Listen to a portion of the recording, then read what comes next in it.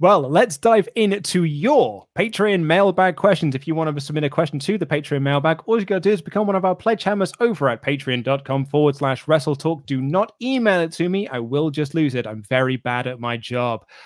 Mink Live says, question I have today is Hulk Hogan coming back for one final match versus Vince McMahon. Personally, I don't see this being a problem, but I would rather see some NXT upstart like Gargano, Lee, or Cole have a 5-minute squash match against Hogan to retire him.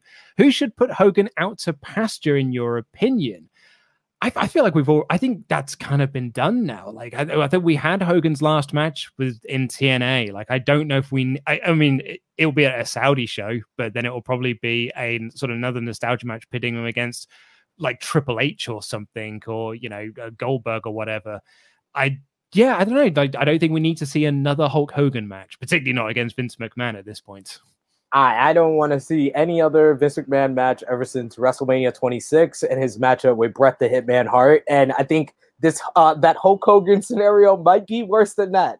So no, I don't think. I think we're past that time where we wanted to see Hogan in the ring. But if it was to happen in this hypothetical scenario, John Cena.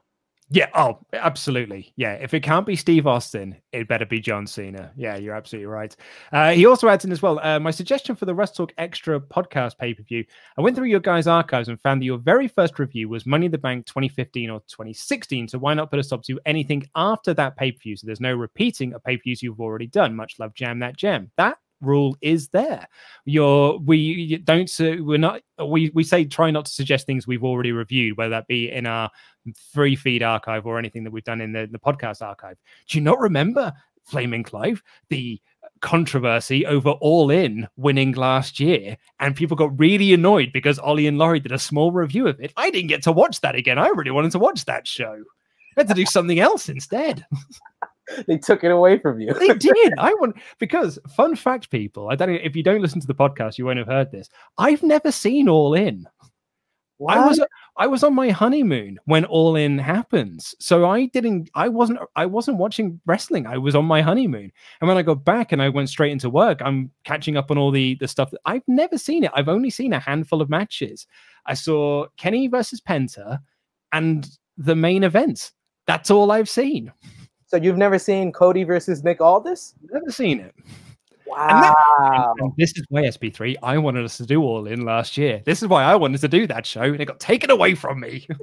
Robbed. And funny enough, to bring it all together with the podcast guest, I was actually sitting right next to Alex at All In. Oh, really? Yes.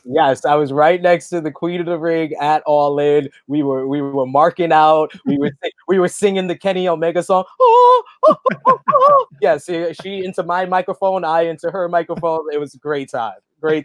All In is the greatest event that I've ever been live for, ever. Oh, maybe I'll watch it now. Maybe this will be the year. I should have used lockdown to watch some of this.